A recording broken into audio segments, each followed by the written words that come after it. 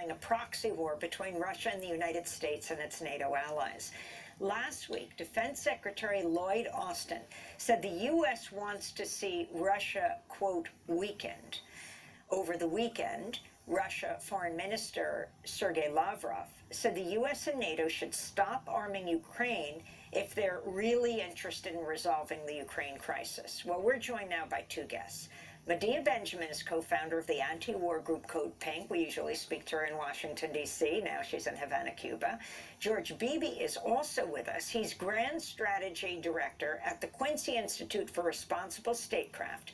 His recent piece is headlined, "Tell Us How This War in Ukraine Ends." He's a former director of Russia analysis at the Central Intelligence Agency and was special advisor on Russia to Vice President Cheney from 2002 to 2004. He's author of the 2019 book, The Russia Trap: How Our Shadow War with Russia Could Spiral into Nuclear Catastrophe. George Beebe, let's begin with you. You wrote the piece, "Tell Us How This War in Ukraine Ends."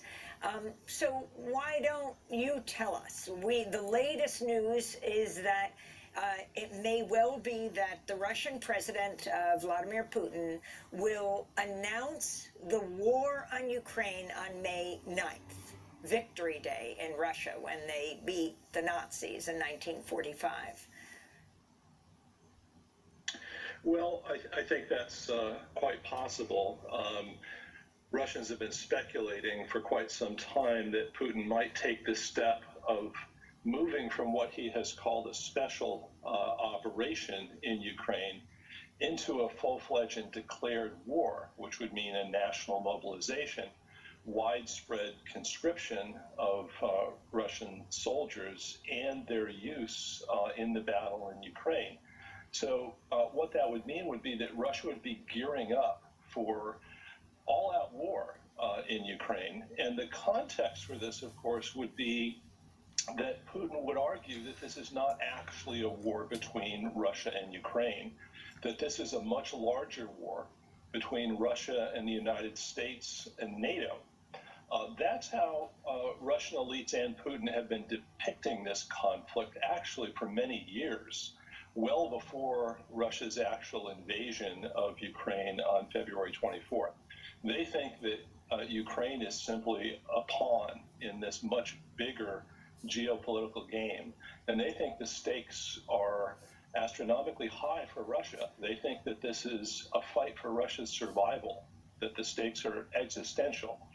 So if you're looking at this war and asking, how does this end and when does it end, that's a very bad sign, because it suggests that the Russians are gearing up for a very long-term conflict here. And the same thing, I think, is going on the American side as well.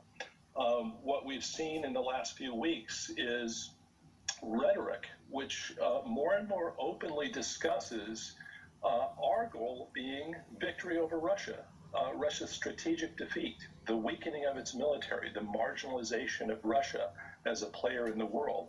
And some U.S. officials, including President Biden, have even alluded to the possibility of Putin leaving power, regime change. So what we're seeing, I think, on both sides is escalation. Escalation in the objectives, I think, that they're seeking. And with that escalation of objectives, I think the likelihood that this turns into a direct military clash between the United States and Russia goes up. So this is a very dangerous moment, I think. And George, I'd like to ask you, in terms of this new call for $33 billion in aid that President Biden has made to Congress for Ukraine, this is an astounding amount of money. I looked at, for instance, U.S. foreign aid to the entire Latin America and Caribbean region has averaged over the last 60 years about $3 billion annually. And yet many Americans are so worried about the increasing flight of so many people from Latin America across the U.S. border, but yet we're giving so little aid to the countries there, and yet somehow we come up with $33 billion. Is this what is the signal that the Biden administration is sending by such a huge request? A big portion of it being military aid, but also direct foreign aid to Ukraine. Well, budgets, of course, are reflections of a government's priorities. You can't do everything. We don't have infinite resources, so you have to make choices about what's more important and what's less important. And this is an enormous sum of money that the Biden administration is requesting. It comes on top of a lot of money that's already been spent on this effort in Ukraine, not just in the United States, but on the part of our NATO allies as well. So this is a very big effort, but it also says something about where the Biden administration's priorities really are on this. And I think it's fair to say, if you look at the numbers, that there are very few things that the Biden administration thinks are more important right now than defeating Russia. And I don't think that that accords actually with the priorities of the American people, but I think that's up for them to decide. And I'd like to bring Medea Benjamin into the discussion. Oh, I'm sorry. Well, I wanted to ask you further. There had been a prior attempt, obviously, at reaching a peace accord in Ukraine, the Minsk Accords. Could you talk about what happened, why those Minsk Accords failed? Well, the Minsk Accords go back to the outbreak of this war in Ukraine back in 2014. That had its origins in a tug of war between the European Union and to some degree NATO on the one hand and Russia on the other hand. And it was really about Ukraine's geopolitical fate. The European Union had been negotiating with the Ukrainian government for many months about an association accord. And that would, I think, allow greater trade and commerce and interaction between Ukraine and the EU. And that held the prospect of a very bright economic future for Ukrainians. And a lot of Ukrainians felt that that was a wonderful thing. There are few populations in the world that don't look forward to greater economic prosperity. But the terms of that association agreement essentially said to Ukraine, you've got to make a choice. Either you have a very close and deepening trade relationship with the EU or with Russia, but not both. You can't have the same depth of trading with both Russia and the EU at the same time. Now, the Russians objected to that because, of course, they had long-standing relationships with Ukraine, very deep economic relationships, but also cultural and personal. And looming behind this was the threat that Ukraine would essentially move into NATO and the West at the expense of cordial relations with Russia. And for all kinds of reasons, the Russians found that profoundly threatening, including to Russia's vital security interests. Now, this tug of war over Ukraine tore the Ukrainian country apart because there were people in the western regions of Ukraine that were very, very European culturally and in their political orientation. There were parts of the eastern parts of Ukraine that were largely Russian-speaking and culturally Russian and were more oriented toward relationships with Russia. And as the people in the western parts of Ukraine urged that Ukraine turn westward, the people in the east felt threatened and they objected. This eventually broke out into an actual civil war. Violence erupted. UNW weakening Russia and winning, Ukraine winning. And overall, what you think needs to happen right now?